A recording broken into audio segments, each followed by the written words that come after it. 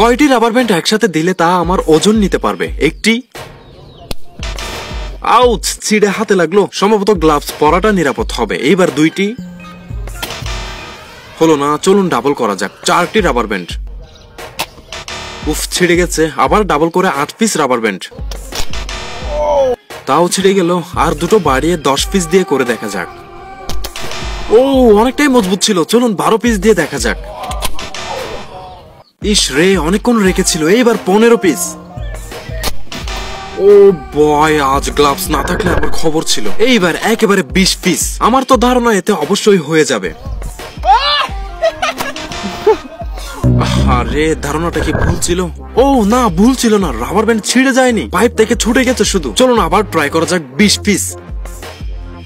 ও yes, হ্যাঁ বলেছিলাম না 20 পিসে হবে। ওয়াও, তার মানে 20 পিস রাবার ব্যান্ড একটি মানুষের ওজন ধরে রাখতে পারে।